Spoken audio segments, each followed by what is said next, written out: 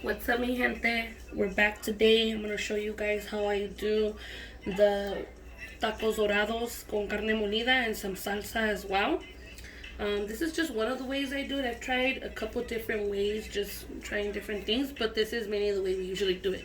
So today we're going to need, these are 2 Chile Californias. These are 15 Chiles Japoneses. Over here to my right, I have some...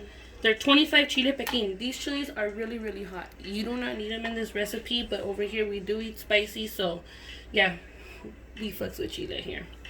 4 or 5 bay leaves. I bought everything. You're gonna need two onions, 3 potatoes, 4 tomatoes, and I have about 9 cloves of garlic in there. That's like for everything. And then we're gonna need some pepper, some garlic powder with no salt, just the garlic powder, and some iodized sea salt or any salt that you like to use. We're gonna get the meat going. We're gonna go ahead and we're gonna start frying up the meat, so that in the meantime we can start chopping all this stuff up. Alright guys, so on this side I went ahead and I threw in about 2 to 2.5 pounds of ground beef. I just went ahead and put it in there. It still needs to thaw out a little bit, so I'm gonna just go ahead and take everything off. I did leave it all day. I thought it was gonna be done, but oh well. Make sure that your meat is defrosted before you throw it in here. So what I'm gonna go ahead and do is I'm gonna just let it be in here like that for 10 minutes so it can thaw out. And then I'm going to go ahead and I'm going to throw in the ingredients. Alright, so in the meantime, while we let that cook, defrost a little bit, I'm going to depot these chiles.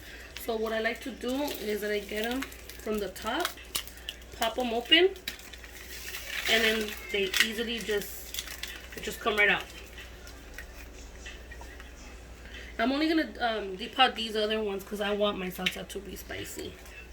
I'm going to go ahead and I'm going to cut a 1/4 of an onion, a good chunk like that, and put that on the side as well. That's going to be for my salsa.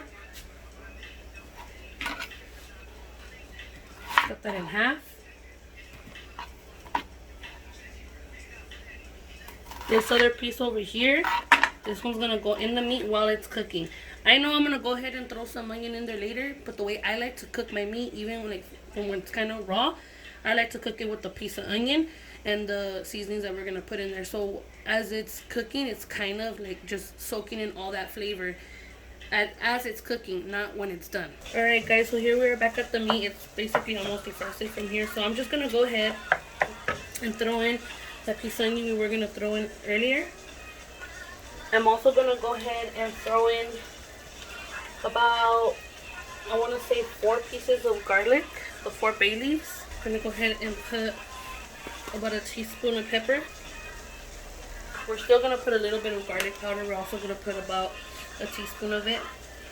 And I'll put about a teaspoon of salt.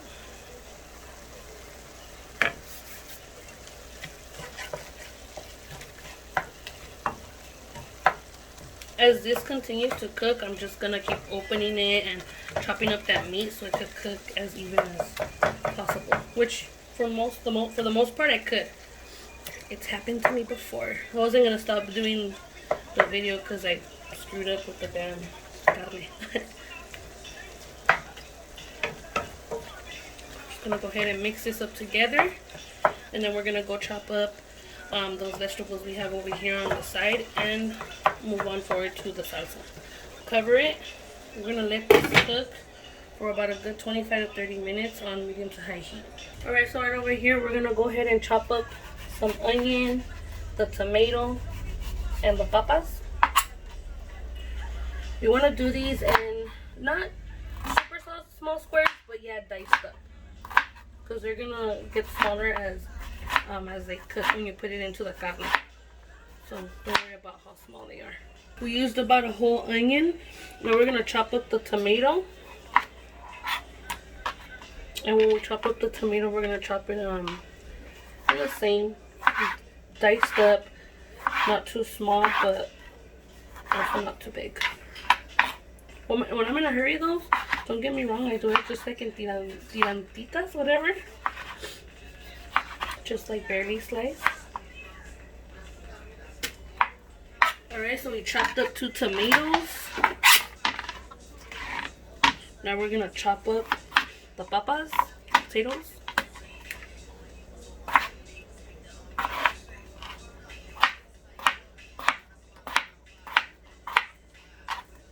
Alright guys, so right over here on this side we got our meat cooking, and we put that small little pot. Over here we're gonna go ahead and we're gonna fry our chiles. For this one I'm gonna go ahead and I'm gonna use some corn oil, or any oil that you want is cool. I usually use olive oil, but this is what I'm gonna use today to fry the chiles. Go ahead and I'm gonna put like about 3 tablespoons. We're gonna let that heat up. Remember, this pan heats up super quick and easy. So I'm gonna let that heat up. Once this heats up, the 2 tomates that I had, I chopped them up into chunks like this, because it's gonna make it a little bit easier for it to fry. I did the same thing with the onion, like that. It's looking pretty hot now. I'm gonna go ahead and I'm gonna throw in the chiles first. They fry real quick, so I want to give them a head start, even though, because I like to get that crispiness on them before I dump everything else. It soaks up the oil for some reason. And right now I have it at medium heat so that they can get nice and toasty but not burn. You see, they're already starting to toast up.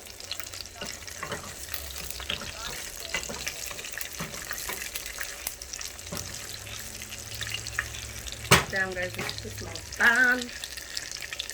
You're just gonna let them fry up a little bit, just for like about 2 minutes, I want to say. So you start seeing how they change color. That's why I'm not gonna go ahead and cut the video or forward it, because I want you guys to see the process of how they have to look before you dump everything in.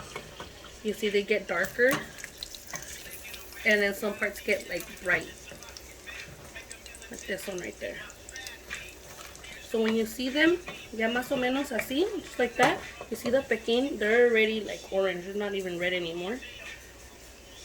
When you see these, like that, then you're gonna go ahead and you're gonna go put in the tomato and the onion. You're gonna put the onion first.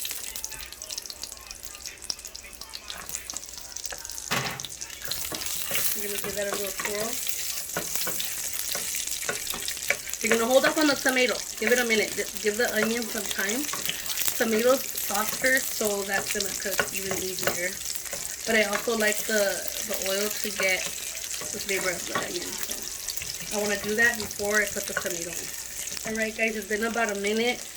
Do not skip this step. It will taste different. It's not gonna taste that bomb. Trust. You want to get all the onion's natural sugars all on that oil. And if you cook everything, like I said, in medium heat, then your chiles won't be burning, and neither will your onion. Now we're going to go ahead and dump in the tomates.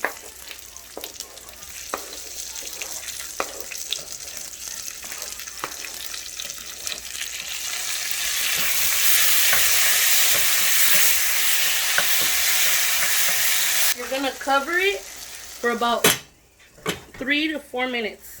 Once you don't uncover it, and then after that we're gonna go ahead and throw in the blender, and we're gonna blend it up.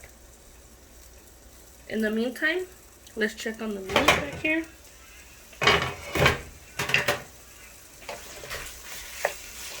Alright, everything's soaking up real nice. It's browning up. Right now I have this at medium heat.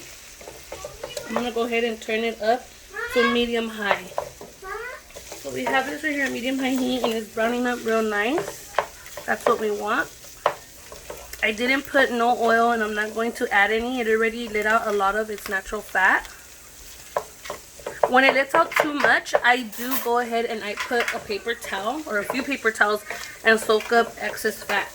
Once we have our carne molida like that, we're going to go ahead and put the vegetables.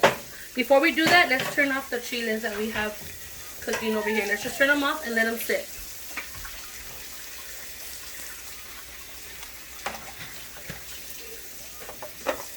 We're going to go ahead and we're going to throw our veggies.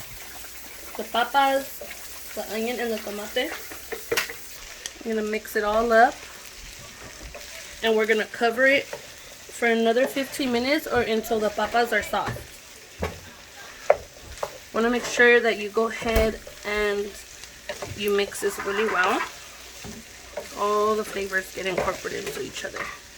I'm going to go ahead and put that to medium heat.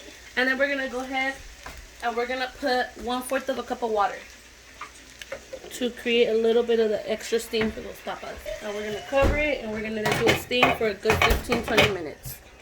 Over here we turned off our chiles and everything. That's how it's looking. You see, this is what we were trying to achieve.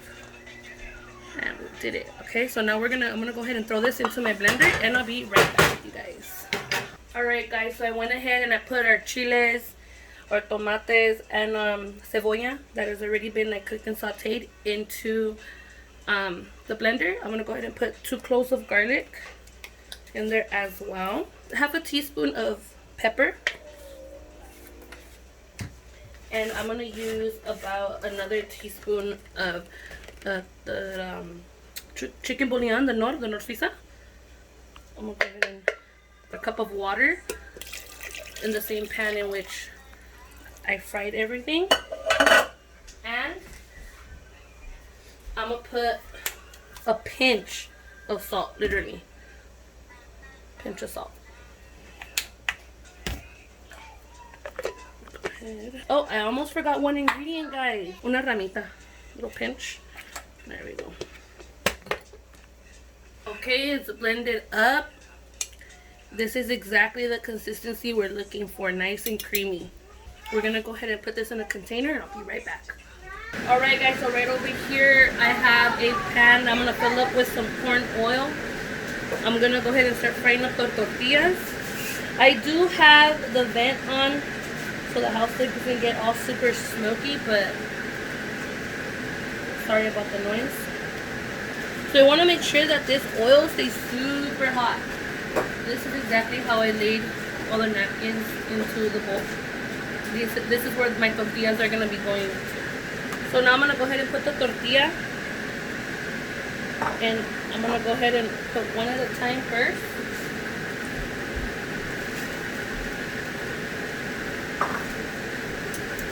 I'm going to go ahead and flip it. Give it a few seconds. And then I'm going to start holding it up. So it could get, start getting the shape. We want to keep them a little bit open because I made the mistake that I just go ahead and I let them fry and I drop the tortilla like this. And then it fries up and then it breaks immediately. So we want to have them open. So we want to go ahead and do it just like so. Once I have them a little bit like sturdy, I like to do this so it can really get crispy right at the base. And it kind of flattens it a little bit, as you can see. And that gives us that little pocket for the tortilla to hold, well, the shell to hold the meat in nicely without it just breaking immediately. Browning up real nice. So once we have this shape going, we're going to go ahead and drain it, put it aside, turn it into a little container. I'm going to continue to do these shells, and then I'm going to show you how I build the tacos once the meat is done. Okay, so I'm going to go ahead and turn off our meat, guys. So this is now ready. Alright guys, so now what I'm going to do is I'm going to show you how I build these tacos.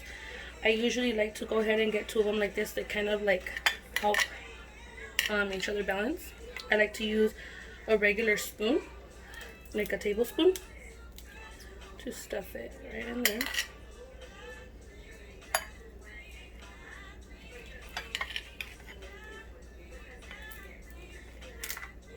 After that, you want to go ahead and put in your cheese.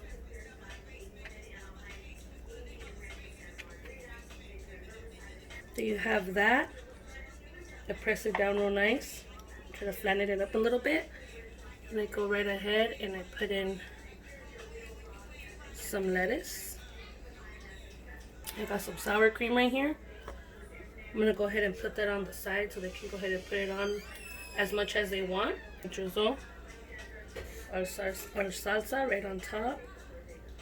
Go ahead and put a piece of avocado on the side.